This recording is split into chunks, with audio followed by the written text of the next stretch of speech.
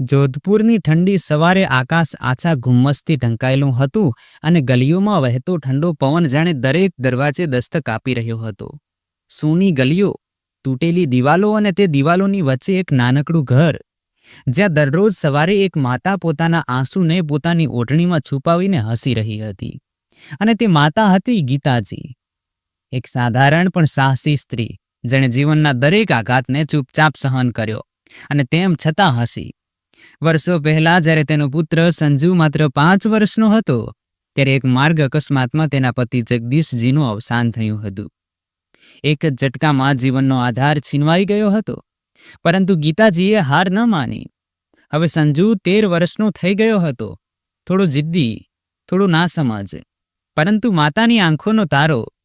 ગીતાજીનો દિવસ બીડી બાંધવાથી શરૂ થતો અને 2 ઘરોમાં રસોઈ બનાવવાથી પૂરો થતો. પરંતુ આ ઉપરાંત એક બીજી જવાબદારી પણ હતી. સાસુ રાધાજી, જેમને બધા મોહલ્લામાં અમ્મા કહીને બોલાવતા હતા. અમ્મા હવે ચાલી શકતી ન હતી, પથારીમાં જ રહેતી હતી. ગીતા જ તેમને નવડાવતી, જમાડતી અને દરેક નાના મોટા કામમાં તેમનું ધ્યાન રાખતી હતી. બપોરનો સમય હતો, સ્કૂલની ઘંટડી વાગી ચૂકી હતી. બાળકો પોતપોતાના વર્ગોમાં જઈ ચૂક્યા હતા.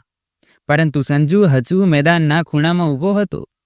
ચૂપચાપ તેના ચહેરા પર ગુસ્સો હતો. તે જ સમયે 3 છોકરાઓ તેની તરફ વધ્યા, હાસ્ય દબાવીને. અરે ઓ સંજુ, ફાટેલા જૂતાવાળા, તારો બાપ પણ ગયો અને હવે જૂતા પણ. તારી મમ્મીને કહે કે બીડી ઓછી બનાવે અને થોડું ધાબળો ગૂંથે તારા જૂતા પર. 3 છોકરા હસી પડ્યા, પણ સંજુ ઊભો રહ્યો, એકદમ શાંત. પછી તેમાંથી એક છોકરો મોન્ટી આગળ આવ્યો અને સંજુના જૂતા તરફ જોઈને પોતાના પગથી ઠોકર મારી. બસ હવે સહન ન થયું. સંજુએ ઝપટ મારીને મોન્ટીનું શર્ટ પકડ્યું અને જોરથી ધક્કો મારી દીધો. મોન્ટી પડ્યો તો સંજુ તેના પર ચડી ગયો અને તેનો કોલર પકડીને જોર જોરથી કહેવા લાગ્યો, મારી પાસે પૈસા નથી તો શું હું ઇન્સાન નથી? સંજુનો અવાજ મેદાનમાં ગુંજી ઉઠ્યો હતો. મોન્ટી ડરથી ધ્રુજી રહ્યો હતો અને બાકીના બાળકો સમીને ઊભા હતા. ટીચર આવી અને સંજુને પકડીને ખેંચતા બોલી, બહુ બદતમીઝ થયો જાય છે આ છોકરો. હવે દરરોજ કોઈને કોઈ તમાશો કરે છે. આવું કહીને સંજુની ક્લાસ ટીચરે તે જ વખતે ગીતાજીને ફોન કર્યો. સ્ટાફ રૂમમાં સંજુ હજુ પણ ગુસ્સામાં હતો અને જ્યારે ગીતાજી ત્યાં પહોંચ્યા તો સંજુએ એકવાર પણ આંખો ઊંચી ન કરી.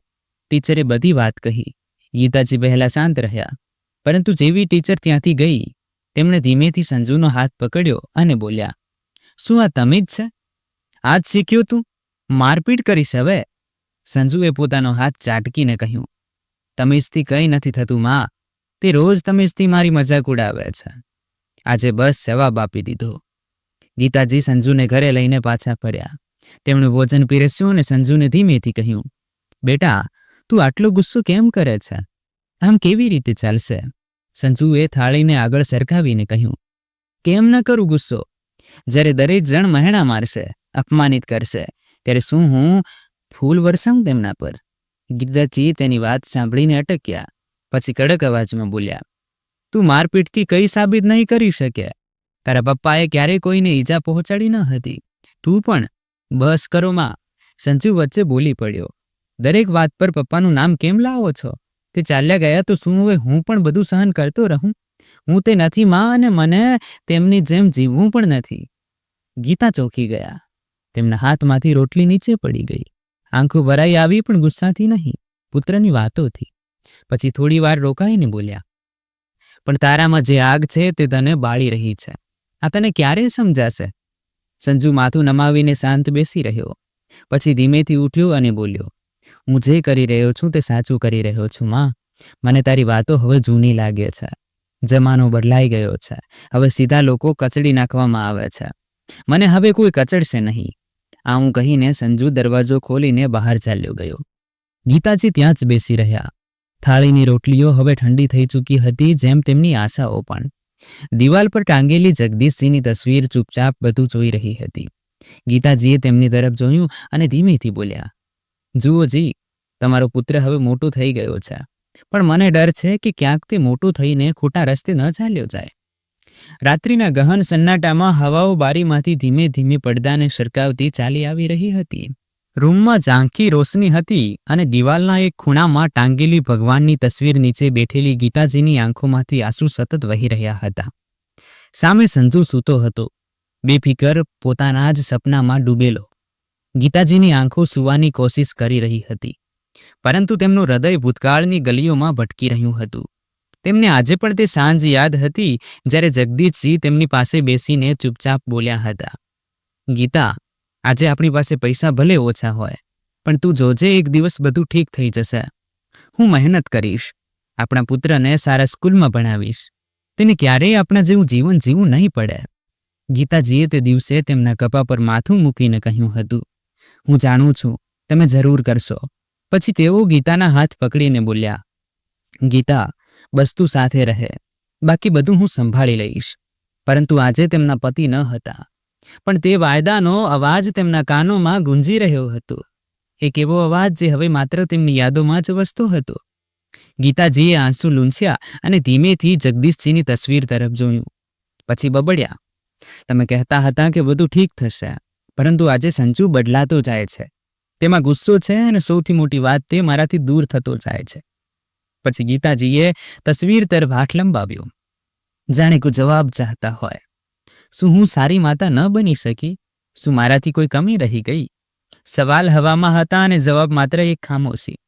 પછી તેમણે પોતાના આંચલથી આંસુ લૂંછ્યા અને ઉઠીને સંજુ પાસે જઈને બેઠા, જે હજી પણ ગાઢ નિંદ્રામાં સૂતો હતો. તેના માથા પર પ્રેમથી હાથ ફેરવ્યો. તું સમજી નથી રહ્યો બેટા, પણ એક દિવસ આવશે જ્યારે તને મારી વાતોનો અર્થ સમજાશે. હું હાર નહીં માનું. તારા પપ્પાએ જે સપનું જોયું હતું તે હું પૂરું કરીશ. ભલે ગમે તેટલો અંધકાર કેમ ન હોય, હું તારા માટે અજવાળું બનીશ. તે રાત્રે એક માતા પોતાના તૂટતા હૃદયને સંકેલતી રહી અને સવારે એક નવી આશાની જેમ ફરીથી જીવવાનું ઠાન્યું. 2 દિવસ પછી રાત્રિના 9 વાગી રહ્યા હતા. ઘરના એક ખૂણામાં રાખેલો ટેબલ પંખો ધીમા અવાજે ફરી રહ્યો હતો. થાકેલા ગીતાજીએ રસોડામાંથી 2 રોટલી અને 1 વાટકી દાળ લાવીને થાળીમાં પીરસી અને સંજુને અવાજ દીધો, આવો બેટા, જમવાનું ઠંડુ થઈ રહ્યું છે. સંજુ ધીમે ધીમે આવ્યો. સામે થાળી જોઈ અને અચાનક તેના ચહેરા પર નાખુશી છવાઈ ગઈ. શું માં, આજે ફરી એ જ દાળ અને રોટલી? કોઈ દિવસ તો પનીર, શાકભાજી કે કંઈક સારું બનાવી લે. રોજ એ જ બોરિંગ ખાવાનું. ગીતાજીએ ધીમા સ્વરે કહ્યું, બેટા, જેટલું બને છે તેટલું કરું છું. તું જાણે છે ઘરનો ખર્ચ અને દવાઓ બધું? તે પહેલાં કે ગીતા કંઈ વધુ કહે, પથારીમાં સૂતેલી અમ્મા ધીમેથી ઉઠી અને કરાહતા બોલી, સંજુ બેટા, તારી માં જે પણ બનાવે તે ચૂપચાપ ખાઈ લે. આટલી મહેનત કરે છે, બહાર કામ, ઘરની જવાબદારી અને ઉપરથી મારી સેવા પણ. તેની પોતાની તો કોઈ જિંદગી જ નથી બચી બેટા. આ ફક્ત આપણા માટે જીવી રહી છે. પરંતુ સંજુનો પારો ચડી ચૂક્યો હતો. તે ગુસ્સામાં બોલ્યો, મહેનત કરે છે તો શું માત્ર સડેલું ખાવાનું જ મળશે મને રોજ? નથી ખાવું મને આ બેકાર ખાવાનું. અને પછી તેણે ખાવાની થાળીને પોતાની દાદી તરફ કરતાં જોરથી ઠોકર મારી અને બોલ્યો, અમ્મા, તું જ ખાઈ લે આ બધું. આ સાંભળીને જાણે સમય થંભી ગયો.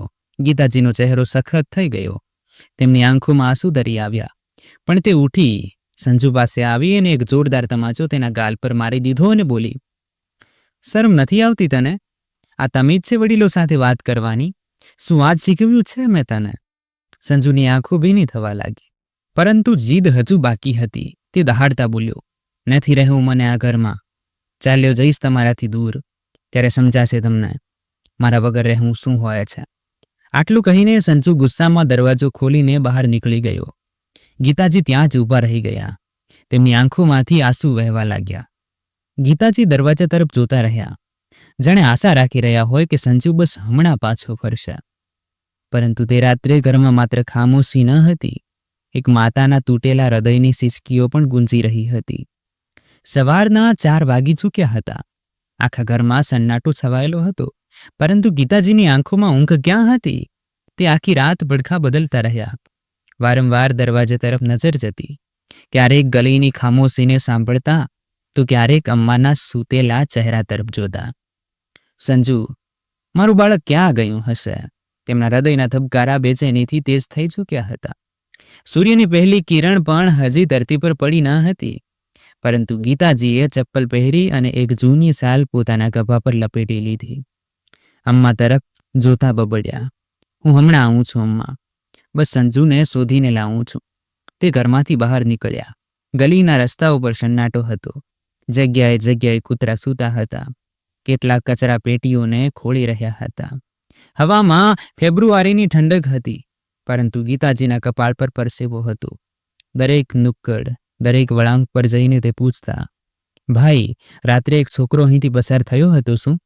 વાદળી ટી શર્ટ હતી, સંજુ નામ છે તેનું.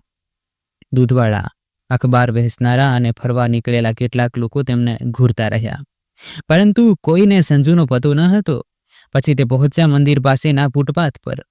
ત્યાં કેટલાક બેસહારા બાળકો એક કિનારે ધાબળામાં સંકોચાઈને બેઠા હતા. ગીતાજીએ ધ્રુજતા અવાજે એક છોકરાને પૂછ્યું, બેટા, તે મારા સંજુને જોયો છે શું? ઉંમરમાં 13 વર્ષનો હશે. ગુસ્સામાં ઘરેથી નીકળી ગયો હતો. છોકરો થોડીવાર વિચારતો રહ્યો, પછી બોલ્યો, એક બાળક તો આવ્યું હતું, રાત્રે રડતું હતું, પરંતુ પછી કોઈ ઓટોવાળા સાથે રેલવે સ્ટેશન તરફ ચાલ્યું ગયું. ગીતાજીનું હૃદય જાણે ધબકવાનું જ ભૂલી ગયું. Railway station. તે ભાગતી ઓટો સ્ટેન્ડ પર પહોંચ્યા. હાંફતા હાંફતા એક ડ્રાઈવરને પૂછ્યું, ભાઈ, સ્ટેશન ચાલશો? મારા દીકરાને શોધવાનો છે, તે ખોવાઈ ગયો છે. ઓટોવાળો ચૂપચાપ તેમને બેસાડીને લઈ ગયો. જોધપુર રેલવે સ્ટેશન પર પાટાના અવાજો, ચાવાળાઓની બૂમો અને આવતી જતી ટ્રેનોની ભીડ. ગીતાજીની આંખો દરેક ખૂણામાં પોતાના દીકરાને શોધી રહી હતી. ઘડિયાળનો કાંટો સવારના 6 વાગ્યાને સ્પર્શી રહ્યો હતો. ગીતાજીની આંખો દરેક ખૂણામાં પોતાના દીકરાને શોધી રહી હતી. ચહેરા પર ચિંતાની રેખાઓ અને થાકથી ધ્રુજતા પગ. તેમણે દરેક બેન્ચ, દરેક ખૂણો, દરેક દિવાલ પાસે ઝાંખીને જોયું, પરંતુ સંજુ ક્યાંય દેખાયો નહીં. કેટલાક મજૂરો પ્લેટફોર્મ ઉપર અખબાર પાથરીને સૂતા હતા અને કેટલાક બાળકો ખાલી બોટલો એકઠી કરી રહ્યા હતા. ગીતાજીએ ઘણી વાર સંજુનું નામ લઈને અવાજ લગાવી, સંજુ, ઓ સંજુ, પરંતુ તેમનો અવાજ પણ તે ભીડમાં ક્યાંક ખોવાઈ ગયો. તેમણે સ્ટેશન માસ્ટર સાથે પણ વાત કરી, પરંતુ કોઈને સંજુ જેવો છોકરો દેખાયો નહીં. છેવટે થાકીને એક બેન્ચ પર બેસી ગયા અને પછી ધ્રુજતા હોઠે તેમના હૃદયમાંથી અવાજ નીકળ્યો, ક્યાં ગયો મારો દીકરો? ગીતાજીની આંખોમાંથી હવે આંસુ વહેવા લાગ્યા. તેમની આવી હાલત જોઈને ત્યાં ઊભેલા એક કુલીએ પાસે આવીને કહ્યું, માજી, તમે કયા બાળકની વાત કરતા હતા? રાત્રે એક બાળક અહીં આવ્યું તો હતું. વાદળી ટી શર્ટ પહેરી હતી, રડતું પણ હતું. પછી એક ટ્રેન આવી, કદાચ બીકાનેરની. તે પછી તે દેખાયો નહીં. ગીતાજીનું હૃદય જોરથી ધબક્યું. બીકાનેર? શું તે જ ટ્રેનમાં ચડી ગયો? ગીતાજીની આંખો બુજાઈ ગઈ હતી. સ્ટેશનની ચહલપહલ હવે તેમને ઘોંઘાટ લાગી રહી હતી. મનમાં ડર હતો, બેચેની હતી, પણ થાકે જાણે આખા શરીરને બાંધી રાખ્યું હતું. તેમણે છેલ્લી વાર સ્ટેશન પર નજર ફેરવી, પરંતુ સંજુનો ક્યાંય કોઈ નામો નિશાન ન હતું. ધીમા પગલે તે પ્લેટફોર્મ પરથી બહાર નીકળ્યા. મન વારંવાર પાછળ ફરીને જોવાનું કહેતું, પરંતુ હવે ત્યાં માત્ર ટ્રેનોની સીટી હતી અને ભીડમાં ખોવાયેલું એક માતાનું દર્દ.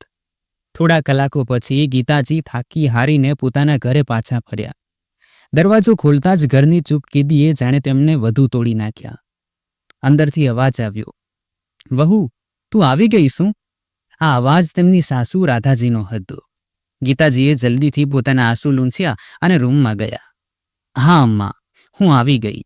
અમ્માએ કરચલીવાળા હાથોથી ગીતાજીનો હાથ પકડ્યો અને બોલ્યા, ક્યાં રહી ગઈ હતી તું? સવારથી તારા કોઈ સમાચાર નથી. અને આ સંજુ સ્કૂલે ગયો છે શું? ગીતાજીની આંખો એક પળ માટે ભરાઈ આવી, પરંતુ તેમણે પોતાના મનનું તોફાન છુપાવતા કહ્યું, તે બહાર ગયો છે, આવતો જ હશે. રાધાજી તેની હાલત જોઈને સમજી ગયા હતા કે કંઈક ઠીક નથી. પછી તેમનાથી રહેવાયું નહીં અને પૂછી જ લીધું, વહુ, શું વાત છે? કંઈક છુપાવી રહી છે મારાથી? ગીતાજી હવે પોતાને રોકી શક્યા નહીં. તે રાધાજીના પલંગ પાસે ફ્લોર પર બેસી ગયા અને ધ્રુસકે ધ્રુસકે રડી પડ્યા અને પછી રડતા રડતા બોલ્યા, અમ્મા, સંજુ ઘર છોડીને ચાલ્યો ગયો. રાત્રે ગુસ્સામાં બોલ્યો અને સાંજે જ ચાલ્યો ગયો. સ્ટેશન, 4 રસ્તા, બધું જોઈ આવી, પણ ક્યાંય ન મળ્યો. અમ્માની આંખોમાં પણ આંસુ આવી ગયા. તેમણે ધ્રુજતા હાથે વહુનું માથું પંપાળ્યું અને કહ્યું, હે રામ, આ કેવું દુઃખ આપી દીધું તને. પણ તું હિંમત ન હાર વહુ, મારું મન કહે છે કે તે ઠીક હશે. ગીતાજી અમ્માના ખોળામાં માથું મૂકીને બસ સિસકતા રહ્યા. ઘરના ખૂણામાં રાખેલી દિવાલ ઘડિયાળની ટીક જાણે દર પળે તે માતાની બેચેનીને ગણી રહી હતી. મિત્રો, શું સંજુ સાચે જ બિકાનેરની ટ્રેનમાં ચડી ગયો હતો કે કોઈ બીજા વળાંક પર પહોંચી ગયો? અને શું ગીતાજી પોતાના પુત્રને પાછા મેળવી શકશે? ચાલો જાણીએ આગળની વાર્તામાં. રેલના પાટા પર તેજ અવાજ સાથે ટ્રેન દોડી રહી હતી. રાત્રિના અંધારામાં એન્જિનની સીટી અને ડબ્બાઓની થરથરાટ એક વિચિત્ર બેચેની પેદા કરી રહી હતી.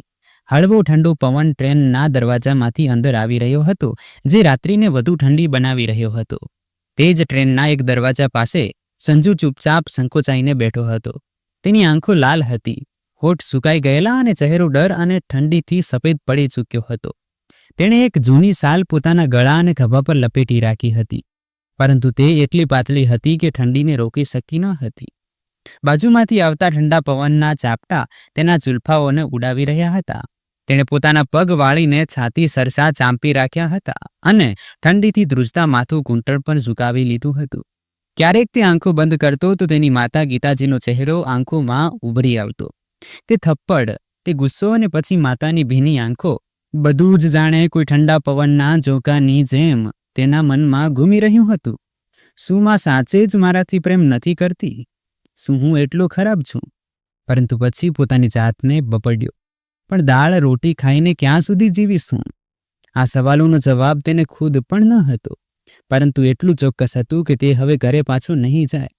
ત્યારે તેની પાસે બેઠેલો એક આધેડ ઉંમરનો માણસ, જેની આંખોમાં ચાલાકી અને સ્મિતમાં બનાવટી આત્મીયતા હતી, ધીમેથી બોલ્યો, શું નામ છે તારું બેટા? સંજુએ ચોંકીને તેની તરફ જોયું, પણ કંઈ ન બોલ્યો. તે માણસ ફરી હસતા બોલ્યો, ડર માં, હું પણ બાળપણમાં આમ જ ભાગ્યો હતો. હવે મુંબઈમાં મોટો માણસ છું. ગાધું છે? સંજુએ માથું હલાવીને કહ્યું, ના. માણસે પોતાના ઝોલામાંથી એક બિસ્કીટનું પેકેટ કાઢ્યું અને તેની તરફ લંબાવ્યું. ખાઈ લે, ભૂખ્યા પેટે વાત નથી થતી. સંજુએ ખચકાતા પેકેટ પકડ્યું, પણ હજુ તેની નજર સતર્ક હતી. ઠંડી અને સામે બેઠેલા અજાણ્યા માણસનો હસતો ચહેરો, બધું તેને અસહજ કરી રહ્યું હતું. થોડીવાર રોકાઈને તે માણસ ફરી બોલ્યો, મારું નામ જગ્ગુ છે. તું પણ મુંબઈ ચાલ. કામ મળશે અને ખાવા રહેવાની જગ્યા પણ. ત્યાં બધું જ છે જે તારા ઘરમાં ન હતું. તે પણ. સંજુએ એક બિસ્કિટ મોંમાં મૂક્યું. સાલ નીચે ધ્રુજતા પણ તેની આંખોમાં એક વિચિત્ર ચમક હતી, આશાની, પરંતુ સાથે જ ડરની પણ. ત્યારે ટ્રેને એક ઝટકો આપ્યો અને સામે એક બોર્ડ દેખાયું, પાલનપુર જંકશન. મતલબ ટ્રેન હવે ગુજરાતમાં પ્રવેશી ચૂકી હતી. જગ્ગુએ હસીને કહ્યું, મુંબઈ હવે વધારે દૂર નથી બેટા, બસ બપોર સુધીમાં પહોંચી જઈશું. સંજુએ ચૂપચાપ માથું હલાવ્યું. તેની આગળ સફર તો હતો, પરંતુ આ સફર તેના જીવનની સૌથી ઠંડી રાત બનવાની હતી. ટ્રેનની બારીમાંથી ઠંડા સૂર્યપ્રકાશની આછી કિરણો અંદર ડોકાવા લાગી હતી. સવારની ઠંડી હવાઓ દરવાજાની તિરાડોમાંથી અંદર આવી રહી હતી અને ધ્રુજારી ઉપજાવતી ધૂપમાં ડૂબેલા ખેતરો અને ખળિયા આંખો સામેથી સરકતા જઈ રહ્યા હતા. પરંતુ સંજુની આંખોમાં હજુ પણ ઊંઘના પડ હતા અને મનમાં તે બોજ જે આખી રાત કાંટાની જેમ ખૂંચતો રહ્યો. તેણે ધીમેથી માથું ઊંચક્યું, ધ્રુજતા હોઠે કંઈક કહેવા ચાહ્યું, પછી હિંમત ભેગી કરીને જગ્ગુ તરફ જોયું. તેના અવાજમાં હવે થોડી ખચકાટ ઓછી હતી અને થોડી આશા વધારે. દાદા, તેની આંખોમાં એક માસૂમ ચમક હતી. તે બોલ્યો, હું ચાલીશ, પણ તમે વાયદો કરો કે તમે મને કામ અપાવશો ને? જગ્ગુએ તેની તરફ જોયું, પછી હસ્યો, એક બનાવટી હાસ્ય જે બહારથી ગરમ પણ અંદરથી ઠંડુ હતું. સંજુએ ધીમેથી કહ્યું, મારે ખૂબ પૈસા કમાવવા છે. મારી મા અને અમ્માને ક્યારેય કોઈ કમી ન હોય. મારે રોજ દાળ રોટી ન બનાવે અને મારા પર ગુસ્સો ન કરે. હું તેમને બધી ખુશીઓ આપવા માંગુ છું. જગ્ગુ હસી પડ્યો, એક વિચિત્ર બનાવટી હાસ્ય જેને સંજુની માસૂમ આંખો ઓળખી શકી નહીં. તેણે પોતાના એક હાથથી સંજુના ખભાને દબાવ્યો અને બોલ્યો, વાહ બેટા, તારા તો મોટા ખ્વાબ છે અને તું તો મોટો સમજદાર નીકળ્યો. તેણે ચોલામાંથી પાણીની બોટલ કાઢી અને ઢાંકણું ખોલતા કહ્યું, મુંબઈ દિલવાળાઓનું શહેર છે. તે કામની કોઈ કમી નથી. તું મારી સાથે રહીશ તો તારી જિંદગી બદલાઈ જશે. સંજુની આંખો ચમકી ઉઠી. સાચે જ, બધા તમને ત્યાં જાણે છે. સંજુની વાત સાંભળી જગ્ગુ બોલ્યો, હા, બધા મને જગ્ગુ દાદા કહે છે. તું પણ હવેથી મને જગ્ગુ દાદા જ બોલાજે. સંજુના ચહેરા પર હળવી સ્મિત આવી ગઈ. તે સ્મિત જે અગણિત સપનાઓની પહેલી સીડી હોય છે. પણ તેને શું ખબર હતી કે જે સપનાઓની બુનિયાદ તે આ અજાણ્યાના વાયદાઓ પર રાખી રહ્યો છે. તે પાયો રેતી પર હતો અને સામે એક એવી દુનિયા તેની રાહ જોઈ રહી હતી જે માસુમિયતને સૌથી પહેલા કચડી નાખે છે. બહારથી ટ્રેન ઠંડી હવાને ચીરતી સુરત સ્ટેશન પાર કરી ચૂકી હતી અને હવે થોડા જ કલાકોમાં મુંબઈ સેન્ટ્રલ આવવાનું હતું. અને ત્યાં બીજી તરફ ગીતાજીએ અમ્માનો હાથ પકડતા કહ્યું, અમ્મા, હવે વધુ રાહ નથી જોવાતી મારાથી. હું પોલીસ સ્ટેશન જઈ રહી છું. હવે બસ તે જ છે જે મારી મદદ કરી શકે છે. મારો સંજુ ક્યાંક ખોવાઈ ગયો છે, પરંતુ મારું દિલ કહે છે કે તે મળશે, જરૂર મળશે. પોતાની વહુની વાત સાંભળી અમ્માની આંખો ભરાઈ આવી અને બોલ્યા, જા બેટા, ભગવાન તને હિંમત આપે. એક માં જ હોય છે જે દુનિયા સામે લડી શકે છે. બસ સંજુને શોધી લાવ. ગીતાજીએ સંજુની તસવીર બેગમાં રાખી. પછી પોતાની સાડીનો પલ્લુ ઠીક કર્યો, જાણે પોતાને સંભાળી રહ્યા હોય. ચપ્પલ પહેરી અને દરવાજે તરફ આગળ વધ્યા. ચહેરો ભલે થાકેલો હતો, પરંતુ આંખોમાં હવે માત્ર એક માતાનો અડગ વિશ્વાસ હતો. જોધપુર સિટી પોલીસ સ્ટેશનમાં સવારના 10 વાગ્યા હતા. ઠંડી હવા દરવાજામાંથી અંદર આવી રહી હતી. ગીતાજી ધ્રુજતી આંગળીઓ પોતાના દીકરા સંજુની ઝાંખી તસવીર પકડીને હિંમત ભેગી કરીને પોલીસ સ્ટેશન પહોંચ્યા. તેમના ચહેરા પર થાક અને આંખોમાં આખી રાતની ચિંતા સ્પષ્ટ દેખાઈ રહી હતી. તેઓ હાથ જોડીને ધ્રુજતા અવાજે બોલ્યા, સાહેબ, મારો દીકરો સંજુ ગઈકાલ સાંજથી ઘરે નથી આવ્યો. આખી રાત શોધ્યો, સ્ટેશન, મંદિર, દરેક જગ્યાએ, પણ તે ક્યાંય ન મળ્યો. હવાલદાર શર્મા, જે સામે કેટલાક જૂના કાગળો ફેરવી રહ્યા હતા, તેમણે નજર ઊંચી કર્યા વગર કંટાળાજનક અવાજે કહ્યું, રોજ આવા કેસ આવે છે ભાઈ સાહેબ. બાળકો છે, ફરવા નીકળી જાય છે, 2 દિવસમાં પાછો આવી જશે. ઠંડીમાં બહાર નીકળશો તો બીમાર પડી જશો. અને પછી થોડીવાર રોકાઈને તે ગુસ્સામાં બોલ્યા, અમારી પાસે હજી ઘણા કેસ છે, જાઓ, નકામો સમય બગાડો નહીં.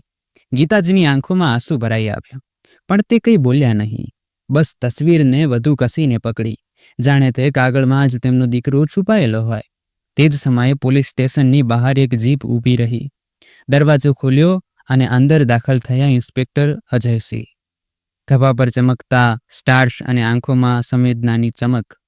તેમણે જોયું કે એક માતા હાથ જોડીને ઊભી છે અને હવાલદાર યોગ્ય રીતે જવાબ આપી રહ્યો નથી.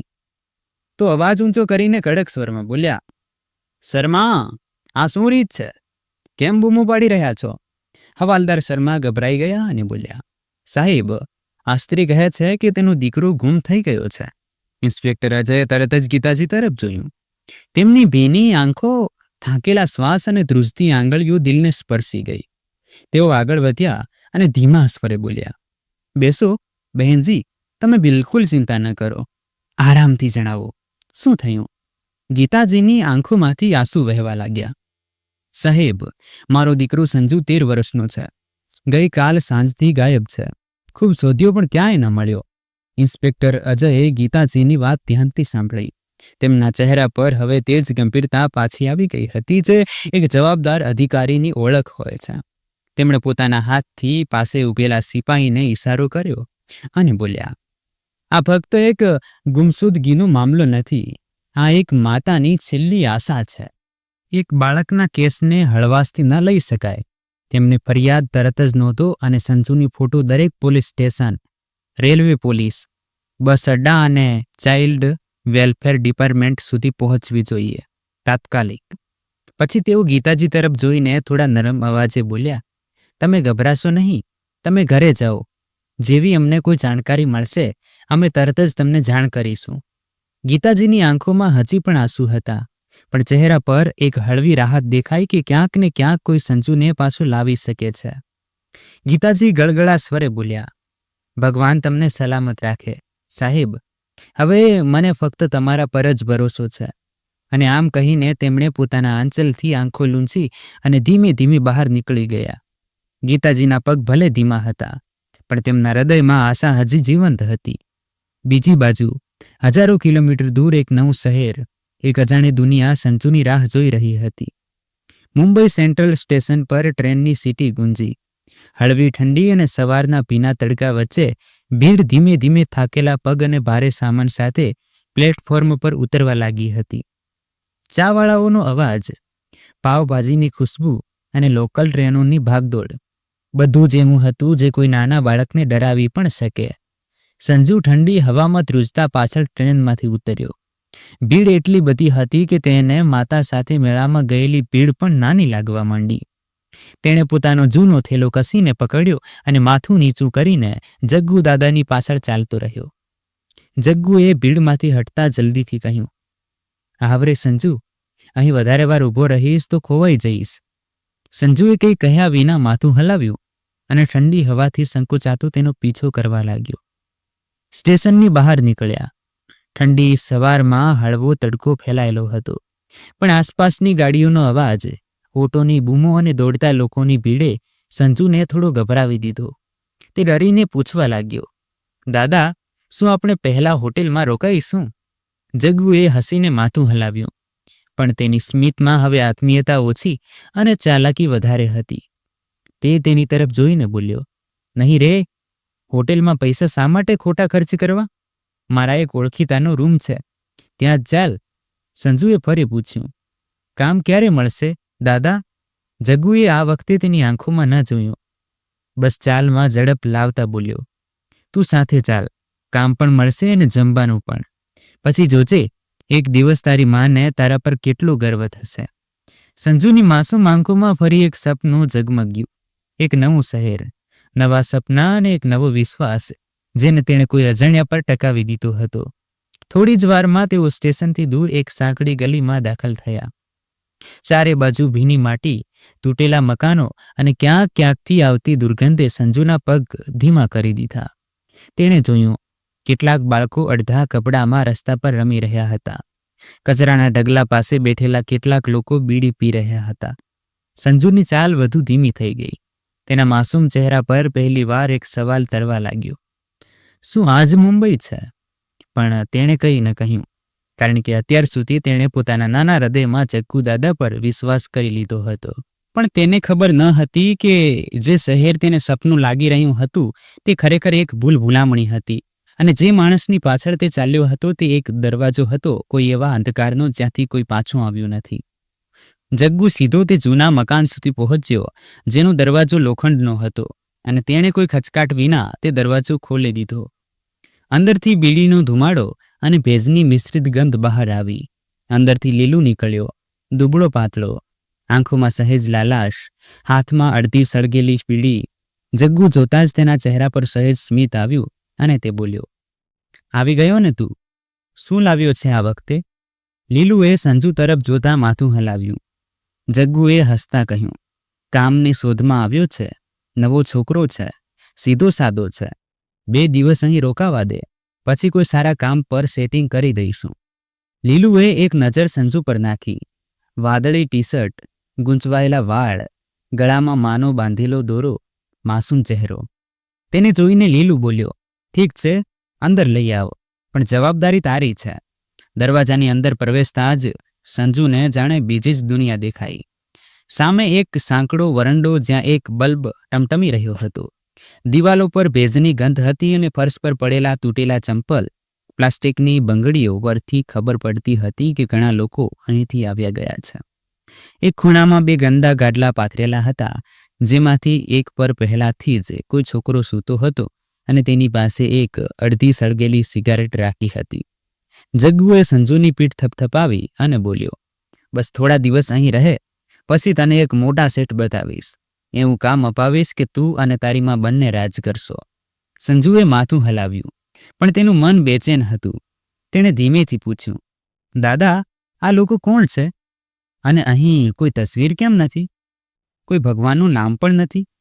જગ્ગુએ હસતા કહ્યું, અરે, આ મુંબઈ છે બેટા, અહીં ભગવાન નહીં, પૈસા ચાલે છે. અને હવે તું પણ સમજી લે, સપના જોવા છે તો આંખો ખુલ્લી રાખજે, નહીં તો લોકો બધું જ છીનવી લે છે.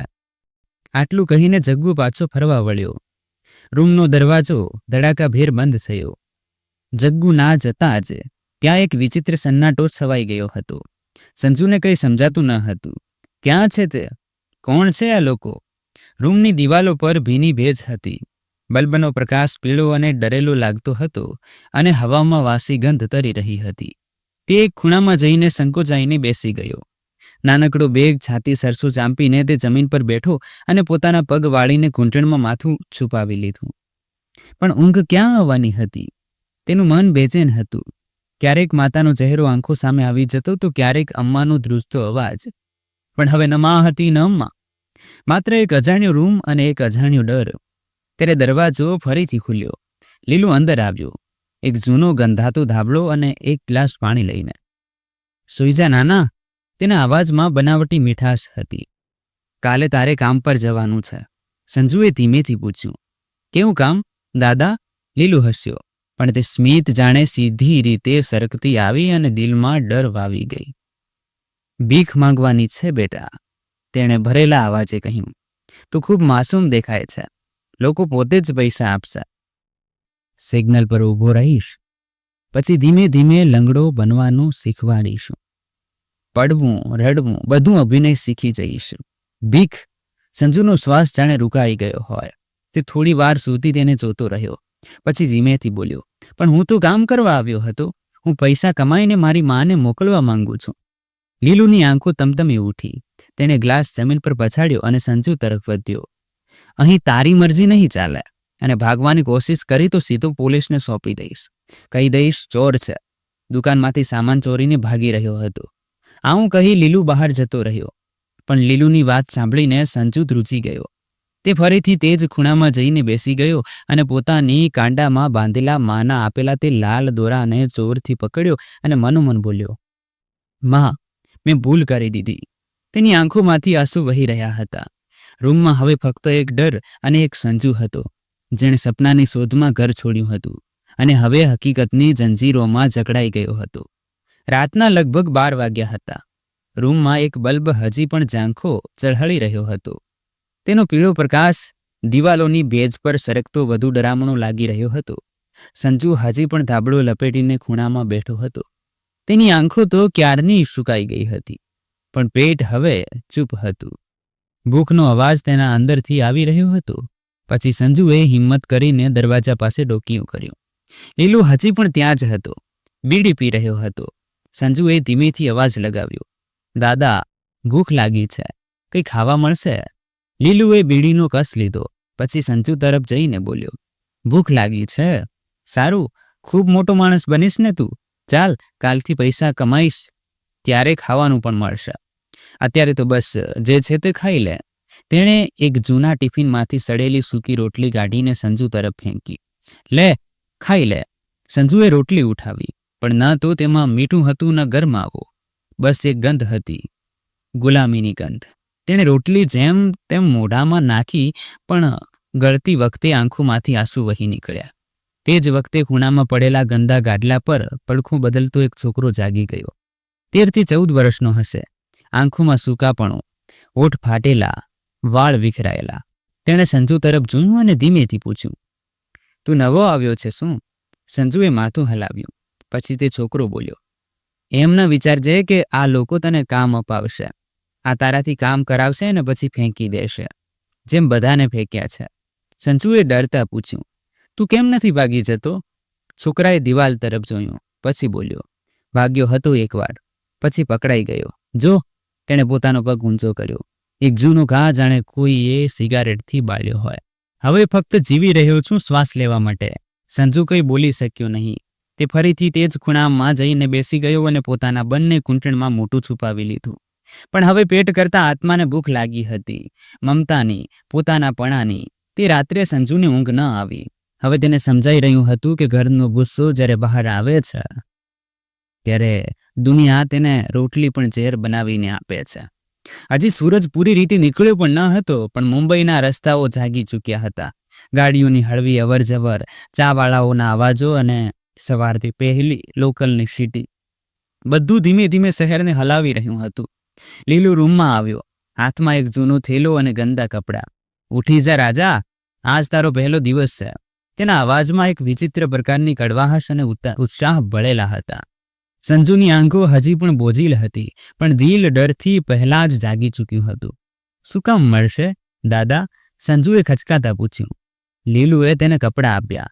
એક ઘસાઈ ગયેલો થોડો ફાટેલો કુર્તો અને એક જૂની ટોપી. આજ તું સિગ્નલ પર જઈશ. બસ ટ્રાફિકની વચ્ચે ઊભો રહેવાનું છે અને થોડું રડવાનું, હાથ ફેલાવવાનું. લોકો પોતે જ પૈસા આપશે. તારો ચહેરો માસૂમ છે. કમાઈ લઈશ. અને હા, પૈસા મારા પાસે જમા કરાવવાના, સમજ્યો? સંજુ કંઈ બોલવાનો જ હતો ત્યારે તેને રાતની વાત યાદ આવી ગઈ, જ્યારે લીલુએ પોલીસમાં પકડાવવાની વાત કહી હતી. પછી સંજુ કંઈ બોલી શક્યો નહીં. બસ કપડાં પકડી લીધા. પોતાને ખૂબ નાનો અનુભવી રહ્યો હતો, જાણે હવે તે સંજુ રહ્યો ન હતો. બસ સ્પીડમાં એક ચહેરો બની ગયો. થોડીવાર પછી લીલુ તેને એક મોટી ક્રોસિંગ પર લઈ ગયો. ચારે બાજુ ગાડીઓ, હોર્ન અને ભીડનો ઘોંઘાટ સંજુને ચક્કર આવવા લાગ્યા. લીલુએ તેને ફૂટપાથના કિનારે ઊભો કર્યો અને કહ્યું, ગાડીઓ જ્યારે ઊભી રહે ત્યારે હાથ ફેલાવજે. આંખોમાં આંસુ લાવવાનું શીખી લે. જેટલું માસૂમ દેખાઈશ તેટલું વધારે મળશે. સાંજે અહીં જ મળીશ. ભાગવાનું વિચારતો પણ નહીં. સંજુ એકલો ઊભો રહી ગયો. તેણે ધીમેથી માના દોરાને પકડ્યો અને તેની આંખોમાં આંસુ આવી ગયા. ત્યારે પહેલી કાર પાસે આવી. એક મહિલા કાચ નીચે કરીને બોલી, અરે બેબી, જો આ બાળક કેટલો પ્યારો છે. લો, તેને કંઈક આપી દો. એક સિક્કો તેની તરફ ફેંકવામાં આવ્યો. સંજુએ સિક્કો ઉઠાવ્યો, પણ તેની આંખોમાંથી હવે આંસુ રોકાવાનું નામ નહોતા લેતા. આખો દિવસ તે ત્યાં જ ઊભો રહ્યો. ક્યારેક કોઈ તેને જોઈને રોકાતું, ક્યારેક કોઈ તેને ધક્કો મારી દેતું. બપોર સુધી તેના હાથ પગ ઠંડીથી અકળાઈ ગયા હતા, પણ પેટ હજી પણ ખાલી હતું. કેટલાક સિક્કા હતા ખિસ્સામાં, પણ દિલમાં ખાલીપો જ ખાલીપો. એક જગ્યાએ તે થોડી વાર માટે બેસી ગયો અને તેને ઊંઘ આવવા લાગી. ત્યારે એક બાળક તેની પાસે આવીને બોલ્યો, એ છોકરા, સૂઈશ નહીં. લીલુ તારો હિસાબ માંગશે. જેટલું કમાયું છે સંભાળીને રાખ. સંજુએ જેવી તેની અવાજ સાંભળી, તેણે સિક્કાઓ જોયા. જાણે દરેક સિક્કો તેના સ્વાભિમાનને કાપતો તેના ગાલ પર તમાચો મારી રહ્યો હતો. હવે સાંજ થવાની છે અને લીલુ ફરી આવવાનો છે પૈસાનો હિસાબ લેવા, અને કદાચ કોઈ બીજા કામની તૈયારી સાથે. સૂરજ હવે આથમી ચૂક્યો હતો. ટ્રાફિકની ઝડપ હવે વધુ તેજ થઈ ચૂકી હતી અને હવામાં ડીઝલના ધુમાડાની તીખી ગંધ હતી. સંજુ હજી પણ તે જ ફૂટપાથ પર બેઠો હતો. થાકીને ઝૂકી ગયો હતો, જાણે તેના શ્વાસ પણ હવે અટકીને ચાલી રહ્યા હોય. ખિસ્સામાં કુલ ₹17 અને કેટલાક સિક્કા હતા. સંજુ તેમને વારંવાર ગણી રહ્યો હતો. જાણે જેટલી વાર ગણતો તેટલી વાર તેની લાચારી પણ. ત્યારે સામેથી લીલુ આવતો દેખાયો. ચાલમાં ઘમંડ અને આંખોમાં તેજ લાલચ.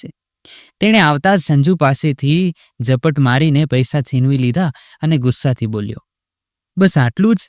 આખો દિવસ ઊભો રહ્યો અને સાલા ફક્ત ₹17? સંજુ કંઈ કહી શકતો તે પહેલા લીલુએ તેના માથા પર એક હળવો તમાચો માર્યો. શું સુવા આવ્યો હતો અહીં? ભીખ માગતા પણ નથી આવડતું તને? સંજુની આંખો ભરાઈ આવી. દાદા, મેં પૂરી કોશિશ કરી, પણ કોઈએ વધારે પૈસા ન આપ્યા, સંજુએ કહ્યું. લીલુએ ગુસ્સામાં એક લાત મારી. બહાના ન બનાવ.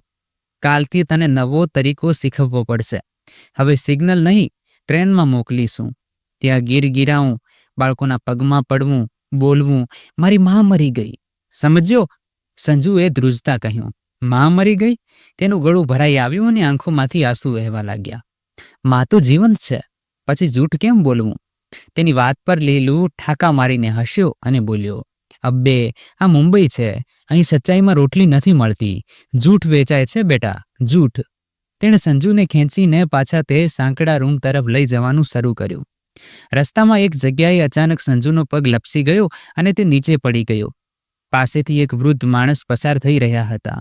તેમણે જોયું, પણ બસ એક નજર નાખીને આગળ વધી ગયા, કારણ કે તેઓ પણ આદતથી ટેવાઈ ગયા હતા.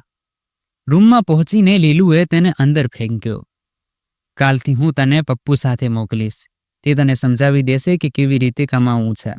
અને હા, જો પૈસા પૂરા ન લાવ્યો તો આગલી વાર ખાવાનું પણ બંધ. સંજુ ખૂણામાં સંકોચાઈને બેસી ગયો. તેણે આજે ભૂખથી નહીં, અપમાનથી રોટલી ગળી.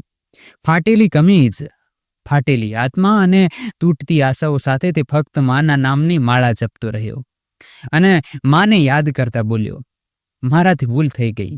કાશ હું પાછો ફરી શકતો, પણ હવે બહુ દૂર આવી ગયો છું. રૂમમાં રાતનો સન્નાટો છવાયો હતો. સંજુને ખૂણામાં બેઠેલો જોઈને લીલુ પાસે આવ્યો. તે હજી પણ આંખો દિવસના થાક અને અપમાનના દર્દમાં ડૂબેલો હતો. લીલુએ ગુસ્સામાં તેનો કોલર પકડ્યો અને બોલ્યો, કાલે ટ્રેનમાં જઈને બરાબર ભીખ માગજે, અને જો કોઈની આંખમાં આંખ મિલાવવામાં શરમ આવીને તો હું તારી એક આંખ કાઢી નાખીશ. સંજુએ ધ્રુજતા માથું ઊંચું કર્યું. દાદા, હું ભીખ કેમ માંગુ? હું કામ કરવા માંગુ છું, કોઈ નાનું મોટું કામ, ઝાડુ પોતું પણ ચાલશે. લીલુની આંખો લાલ થઈ ગઈ. તેણે થેલામાંથી કંઈક કાઢવાની કોશિશ કરી. એક જૂનું કાટવાળું બ્લેડ. તું કામ કરીશ? તારા જેવા કેટલાયને જોયા છે મેં. બહુ વાતો બનાવે છે. શું તને ખબર છે પપ્પુ કેમ એક આંખે અંધો છે? સંજુના શ્વાસ અટકી ગયા. તેણે પણ તારા જેવી બહુ વાતો કરી હતી. હવે ફૂટપાથ પર બેસીને ફક્ત રડે છે. કેમ? કારણ કે આ જે દુનિયા છે તે માસૂમ શકલ નહીં, દર્દ વેચે છે. સમજ્યો? સંજુની આંખોમાં આંસુ ભરાઈ આવ્યા. તે સમજી ગયો હતો કે હવે કાં તો ઝૂકવું પડશે અથવા તૂટવું પડશે. લીલુ તેની ઠોડી પકડીને બોલ્યો, સવારે તૈયાર રહેજે, અને હા, રડવાનું ભૂલતો નહીં. સાચા આંસુ ન નીકળ્યા તો મરચું નાખી દઈશ આંખોમાં. સંજુ કંઈ બોલ્યો નહીં, બસ ચૂપચાપ પોતાનું માથું નીચે કરી લીધું. તેના ચહેરા પર પહેલી વાર મોત જેવો સન્નાટો હતો. સવારના લીલુએ સંજુને જબરદસ્તી જગાડ્યો. ચાલ, ઉઠ જા, ટ્રેનનો ટાઈમ થઈ ગયો છે. પપ્પુ બહાર રાહ જોઈ રહ્યો છે.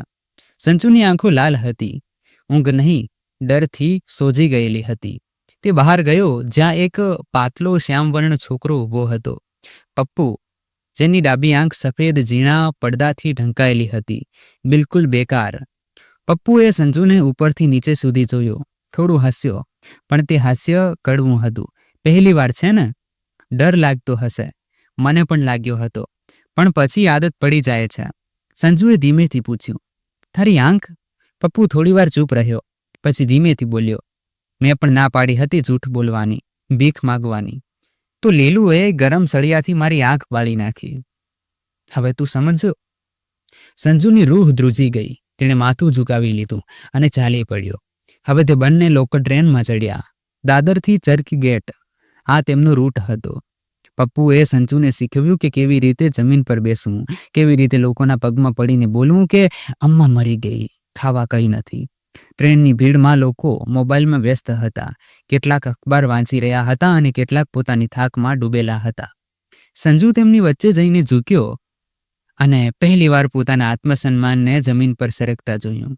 કોઈએ ₹10 આપ્યા, કોઈએ આંખો ફેરવી લીધી. એક માણસ બૂમો પાડ્યો, અરે હટો યાર, દરેક જગ્યાએ ફેલાઈ જાઓ છો, અને તેને હળવી લાત મારી દીધી. સંજુ ધક્કો ખાઈને પડી ગયો. પપ્પુએ હાથ પકડીને ઊભો કર્યો અને ફૂસફૂસાવ્યો, અબ્બે, આ જ અસલી મુંબઈ છે. ઇમોશન નહીં, રિએક્શન આપે છે. શીખી લે ધીમે ધીમે. સંજુની આંખો ભરાઈ આવી, પણ આંસુ પાછા ગળી ગયો. હવે જાણે તે ફક્ત કમાણીનું સાધન હતો, ઇન્સાન નહીં. હવે સાંજ થવા આવી હતી. ટ્રેનમાંથી તેઓ ઉતર્યા. સંજુના ખિસ્સામાં કુલ ₹50 હતા. પણ મિત્રો, આ પૈસા ન હતા. આ એક બાળકની તૂટેલી આત્માની કિંમત હતી. 2 દિવસ વીતી ચૂક્યા હતા સંજુને લીલુની પકડમાં. તેની આંખોની નીચે ઘેરા કાળા કુંડાળા બની ચૂક્યા હતા. ચહેરાની માસુમિયત હવે ધૂળ અને ઘસારોથી ઢંકાઈ ગઈ હતી. ભીડવાળી ટ્રેનમાંથી ₹85 લાવીને જ્યારે સંજુ રૂમમાં પહોંચ્યો, લીલુએ તરત જ પૈસા લઈ લીધા અને ગણતરી કરવા બેસી ગયો. તેણે નોટ અને સિક્કા જોયા, પછી હસ્યો. ચાલ, હવે વાત બનતી દેખાઈ રહી છે. ધીમે ધીમે કામ શીખી રહ્યો છે તું. પછી તેણે ઘૂરતા કહ્યું, પણ યાદ રાખ, કાલે 100થી ઓછા નહીં જોઈએ, નહીં તો રાતનું ખાવાનું પણ કેન્સલ. સંજુ થાકીને જમીન પર બેસી ગયો અને ધીમેથી બોલ્યો, દાદા, ભૂખ લાગી છે, ખાવાનું મળશે? લીલુએ તેની તરફ જોયા વિના એક ટોપલી તરફ ઇશારો કર્યો. તારી થાળી ત્યાં જ છે, જા, ખાઈ લે. સંજુએ જઈને થાળી ઉઠાવી. એક સૂકી ફાટેલી રોટલી અને એક કટોરી જેમાં દાળ નામની વસ્તુ ઓછી અને પીળું પાણી વધારે હતું. તેણે 2 વાર નાક સિકોડ્યું, પણ ભૂખ એટલી તેજ હતી કે તે ત્યાં જ ખાવા લાગ્યો. રોટલી એટલી સખત હતી જાણે પથ્થર હોય, અને કટોરીની દાળ એટલી પાતળી કે અરીસામાં પોતાની જ પરછાઈ દેખાય. સંજુની આંખોમાંથી આંસુ ટપકવા લાગ્યા. તેને પોતાની માની ખૂબ યાદ આવી રહી હતી. પછી તે ચૂપચાપ ખૂણામાં જઈને બેસી ગયો અને રોટલીને ગળા નીચે ઉતારવા લાગ્યો. આંખોમાંથી આંસુ વહી રહ્યા હતા, જાણે તે ફક્ત ભૂખ નહીં, પોતાની ગરિમા ગળી રહ્યો હોય. સંજુ એક ખૂણામાં સંકોચાઈને બેઠો હતો. આંખોમાં ડર, ચહેરા પર થાક અને હોઠ સુકાયેલા હતા. વીતેલા 2 દિવસમાં તે સમજી ગયો હતો કે આ જગ્યા તેવી નથી જેવી તેને જણાવવામાં આવી હતી. ન અહીં કામ હતું, ન ઇજ્જત, બસ ડર, ધમકી અને દબાણ. ત્યારે દરવાજે ટકોરા પડ્યા અને કોઈનો અવાજ આવ્યો. અરે ઓ લીલુ, કોઈ છે કે અંદર? લીલુએ ચીડાઈને જેવો દરવાજો ખોલ્યો. સામે જગ્ગુ ઊભો હતો, હાથમાં સિગારેટ, ચહેરા પર તેજ બનાવટી સ્મિત. કેવો ચાલી રહ્યો છે આપણો બાળક? જગ્ગુએ પૂછ્યું, જાણે કોઈ જૂનો સોદો યાદ અપાવી રહ્યો હોય. લીલુ હસતા બોલ્યો, હવે લાઈન પર આવી ગયો છે. 2 દિવસ પછી પૂરી ટ્રેનિંગ થઈ જશે. સંજુએ આ સાંભળ્યું અને જેવી તેની નજર જગ્ગુ સાથે મળી, તેની આંખો ભરાઈ આવી. દાદા, મારે અહીં નથી રહેવું. મારે મારી મા પાસે જવું છે. ભીખ નથી માગવી. જગ્ગુએ એક ઝટકામાં હાસ્ય રોકી દીધું અને બોલ્યો. લીલુ, હવે તેની ટ્રેનિંગ ત્યાં જ થશે. પછી પગ આગળ વધારીને બોલ્યો, હવે બહુ બોલી લીધું તું. ચાલ મારી સાથે. હવે હું તને મારા મોટા ઘરે લઈ જઈ રહ્યો છું. આરામથી રહીશ તું. સંજુ તેની તરફ જોતો રહ્યો, પણ બોલવાની હિંમત ન કરી શક્યો. જેને તે અત્યાર સુધી પોતાનો જગ્ગુ દાદા સમજતો હતો, તેણે જ તેને ઝાડમાં ફસાવ્યો હતો. અને મિત્રો, હવે સવાલ એ છે કે જગ્ગુ તેને ક્યાં મોટા ઘરમાં લઈ જવાની વાત કરી રહ્યો હતો? શું હવે સંજુનું જીવન વધુ ખતરનાક વળાંક પર જવાનું હતું કે પછી કોઈ આશાની કિરણ ક્યાંક હજી બાકી હતી? અહીં મુંબઈમાં સંજુ અજાણ્યા રસ્તાઓ તરફ આગળ વધી રહ્યો હતો અને ત્યાં જોધપુરમાં તેની મા દરેક પળે તેની જ વાપસીની દુઆ માંગી રહી હતી. ગીતાજી રસોડાના એક ખૂણામાં બેઠા હતા. ચૂલો બુઝાઈ ચૂક્યો હતો, પણ આજે તેમના હૃદયમાં હજી પણ ધૂણી ધધકી રહી હતી. સામે થાળીમાં ખાવાનું પડ્યું હતું. સંજુને બટાકાના પરાઠા પસંદ છે, પણ હવે તે ક્યાં હશે? કોને ખબર? તેમણે પોતાની જાતને કહ્યું અને થાળી ઢાંકી દીધી. અમ્મા ખાટલા પર સૂતા હતા. આંખો ખુલ્લી હતી, પણ શરીરમાં થાક હતો.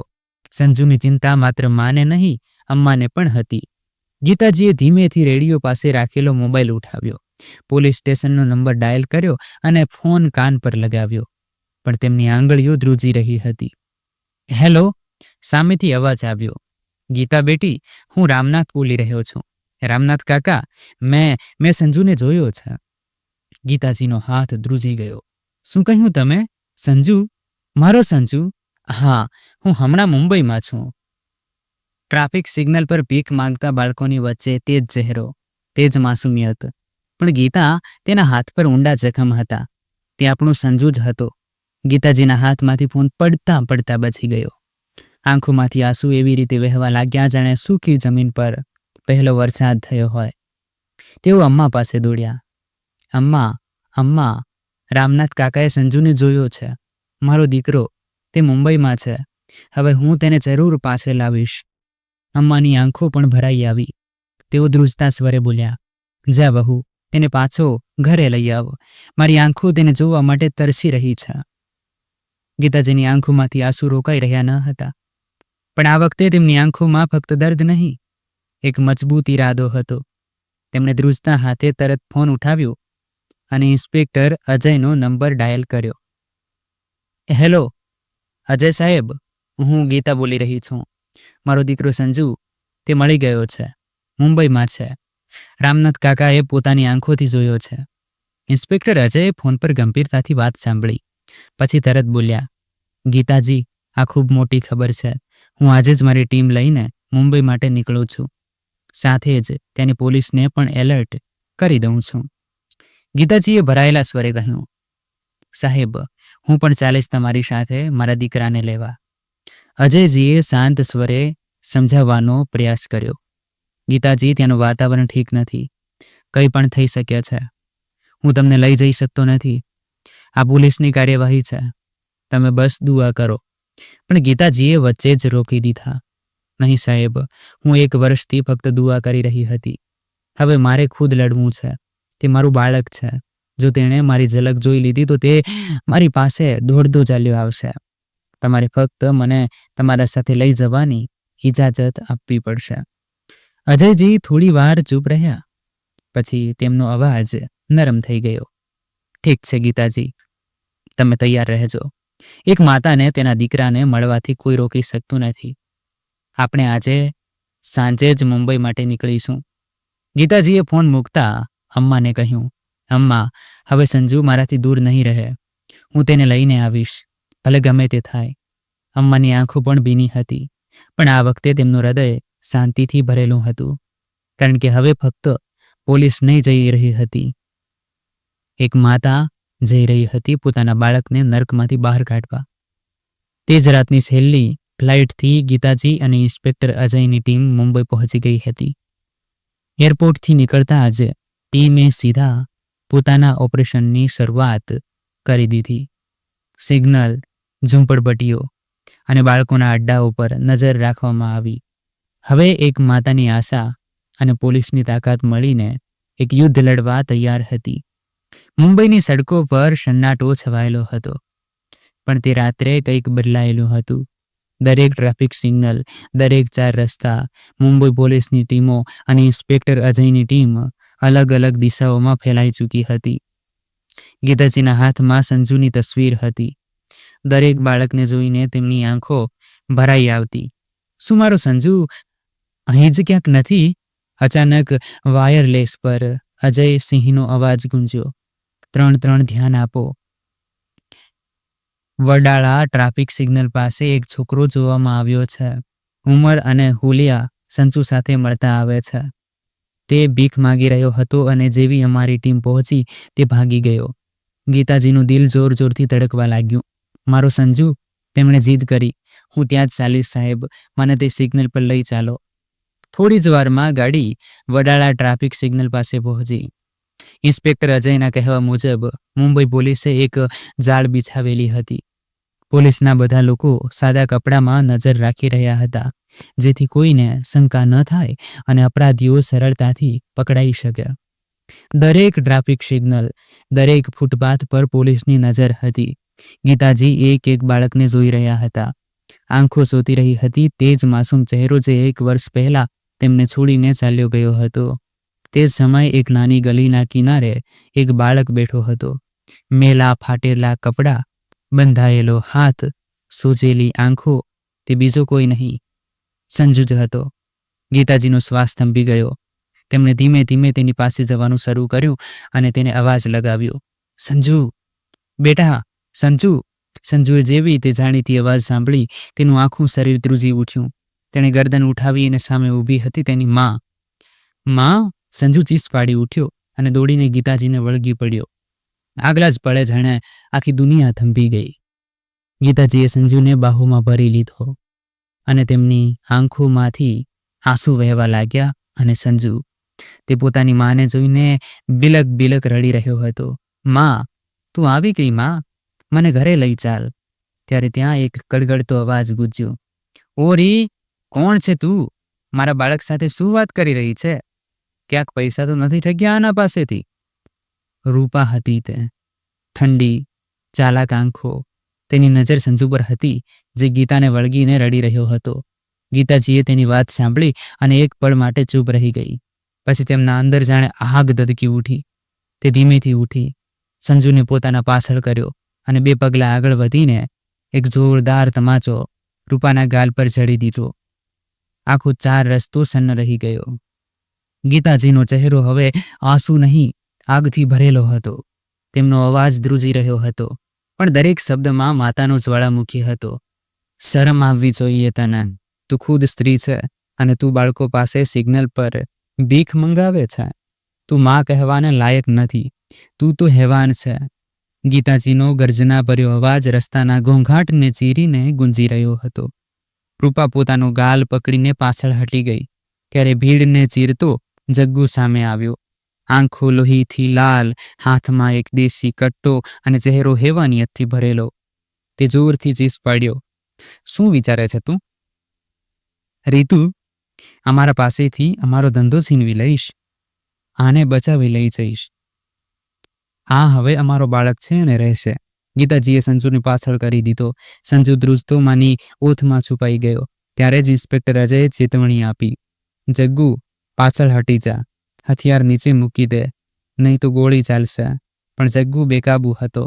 તેણે ગુસ્સામાં ટ્રિગર દબાવ્યું, સીધો સંજુ તરફ નિશાન લઈને. અને બીજા જ પળે ગીતાજીએ વીજળી જેવી સ્ફૂર્તિથી સંજુને એક ઝટકામાં પોતાની બાહુમાંથી અલગ કર્યો અને પોતે સામે આવી ગયા. ગોળી સીધી તેમના હાથને ચીરતી નીકળી ગઈ. જેવી ગોળી વાગી, માં સંજુ ચીસ પાડી ઉઠ્યો. લોહી વહી રહ્યું હતું, પણ ગીતાજીની આંખો હજી પણ ઝૂકી ન હતી. તેમણે ઘાયલ હાથથી સંજુને ફરીથી પકડ્યો. કંઈ નથી થયું બેટા, હું ઠીક છું. તે જ પળે ઇન્સ્પેક્ટર અજયે તરત જ વળતી ગોળી બાર કર્યો. જગ્ગુના કપામાં ગોળી વાગી. તે જમીન પર પટકાઈ ગયો. રૂપા અને લીલુ પહેલેથી જ પોલીસની પકડમાં આવી ચૂક્યા હતા. ભીડ વિખેરાઈ ગઈ હતી, પણ એક માં, એક દીકરો અને એક માનવતાની જીત ત્યાં ઊભી હતી. હોસ્પિટલમાં ગીતાજીનો હાથ સફેદ પટ્ટીઓમાં લપેટાયેલો હતો. ચહેરા પર થાક હતો, પણ આંખોમાં હજી પણ તે જ મમતાની ભીનાશ. સંજુ ધીમે ધીમે તેમની પાસે આવ્યો. ગાલ આંસુઓથી ભીના થયેલા, હોઠ ધ્રુજતા અને આંખો સૂજેલી. તે ધીમેથી તેમની પટ્ટી બાંધેલી આંગળીઓને અડે છે અને ધ્રુસકે ધ્રુસકે રડી પડે છે. માં, મને માફ કરી દે. હું જ તો જીદ કરીને ભાગ્યો હતો. તારા લાખ સમજાવ્યા પછી પણ જો હું માને ગયો હોત તો આ બધું ન થાત. ગીતાજીની આંખોમાંથી આંસુ ચૂપચાપ બહેવા લાગ્યા. તેમણે પોતાનો ઘાયલ હાથ ઊંચો કર્યો અને સંજુના માથા પર મૂક્યો. બસ કર બેટા, માનો પ્રેમ માફી નથી માગતો. તું મારી પાસે છે, બસ આટલું જ પૂરતું છે. સંજુએ તેમની ગોદમાં માથું મૂકી દીધું અને ખૂબ રડતો રહ્યો. પછી થોડી પળ પછી તેણે આંખો લૂંછી અને સીધો થઈને બોલ્યો, માં, હવે હું ક્યારેય ગુસ્સો નહીં કરું. હવે હું ભણીશ, મોટો માણસ બનીશ અને પપ્પાનું સપનું પૂરું કરીશ. ગીતાજી હસ્યા. તે સ્મિતમાં આંસુ પણ હતા અને જીતનો સંતોષ પણ. સંજુનો હાથ જોઈ તેમની આંખોમાં ફરી આંસુ આવી ગયા. તેમણે તેના હાથને ચૂમ્યો અને પોતાના દીકરાને ગળે લગાડી લીધો. બહાર સૂર્યપ્રકાશ રૂમની બારીમાંથી અંદર આવી રહ્યો હતો. જાણે ખુદ ભગવાન પણ આ મા દીકરાના મિલન પર પોતાનો પ્રકાશ વરસાવી રહ્યા હોય. જગ્ગુ અને રૂપાના અડ્ડા પરથી ઘણા માસૂમ બાળકોને બચાવવામાં આવ્યા હતા. કેટલાકના હાથ કપાયેલા હતા, કેટલાકને લંગડા કરી દેવામાં આવ્યા હતા અને કેટલાક તો એટલા ડરેલા સહેમેલા હતા કે બોલવાનું પણ ભૂલી ગયા હતા. તેમને જોઈને ઇન્સ્પેક્ટર અજયની આંખો પણ ભરાઈ આવી. બધા બાળકોને તરત જ સરકારી બાળ સંરક્ષણ ગૃહમાં મોકલવામાં આવ્યા, જ્યાં ડોક્ટરો અને કાઉન્સેલરોની દેખરેખ હેઠળ તેમનો ઈલાજ શરૂ થયો. તે જ ઓપરેશનમાં રૂપા, જગ્ગુ જેવા જ બીજા ઘણા દલીલોના અડ્ડાઓ પર પણ દરોડા પાડવામાં આવ્યા અને શહેરભરમાંથી ઘણી માસૂમ જિંદગીઓને નર્કમાંથી આઝાદી અપાવવામાં આવી. આ આખી ઝુંબેશનો શ્રેય જેને સૌથી પહેલા આપવામાં આવ્યો તે હતા ગીતાજી, એક માં જેણે પોતાના આંસુઓને તાકાત બનાવી લીધી હતી. મિત્રો, જીવન ગમે તેટલું કઠિન બની જાય, માની મમતા દરેક તોફાનનો સામનો કરી શકે છે. બાળકો ક્યારેક રસ્તો ભટકી પણ જાય તો પણ એક માનું દિલ ક્યારેય આશા છોડતું નથી, કારણ કે માની દુઆઓ તે અદૃશ્ય શક્તિ હોય છે જે સૌથી ઘેરા અંધકારમાં પણ પ્રકાશનો માર્ગ બતાવી દે છે. આજની અમારી વાર્તા સમર્પિત છે દરેક તે માને જે થાક્યા વિના, રોકાયા વિના ફક્ત પોતાના બાળકોની ખુશી માટે જીવે છે. તમને આ વાર્તા કેવી લાગી? જો સારી લાગી હોય તો વિડીયોને લાઈક કરો અને આપણી ચેનલને સબસ્ક્રાઈબ જરૂર કરો. મળીએ છીએ આવી જ બીજી એક રસપ્રદ વાર્તામાં. ત્યાં સુધી પોતાનું અને પોતાના પરિજનોનું ધ્યાન રાખો. ધન્યવાદ.